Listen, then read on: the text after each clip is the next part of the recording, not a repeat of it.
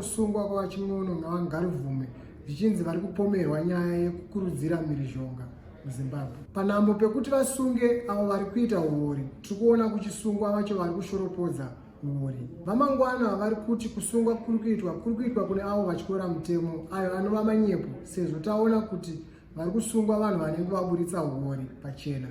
Izvi mukazvitarisa pana vaObhedhaya Moyo, avo vanosungwa vachiregedza, asi vachimwono navangarubvuma vanosungwa vovharirwa. Tiri kuona zvakare hurumende yaisa mitemo yekudzivirira vanhu kubva kudendera recoronavirus, asi izvi zviri kuitirwa kuti vakwanise kuvharidzira vanhu kuti varakidze ukasha hwavo mukuratidzira munguva inotevera. Chokwadi chiripo ndechekuti kana hurumende isina kupa vanhu zvishandisiro nezvekudya, tichaona vanhu vachifa nenzara kupfuura mafiro avachaita nechirwere chekorona.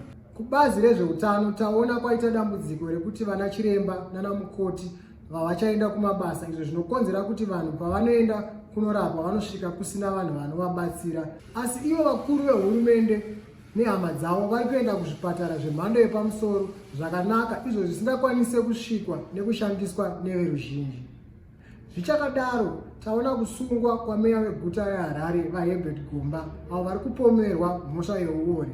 Asi chinoshamisa ndechekuti kune vakuru vehurumende vane mhosva dzimwe dzinotyisa dzekuba mari yevanhu, zvikuru sei yedendera recoronavirus, avo vari kusungwa vachiregedzwa vachingozvifambira. Asi uyo wose anoonekwa achipikisa hurumende akasungwa haasi kupiwa mukana wekuburitswa, asi ari kuvharirwa mukati.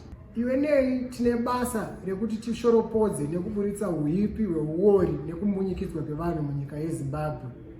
Free Hopewell, free Ngarivhume, free Zimbabwe.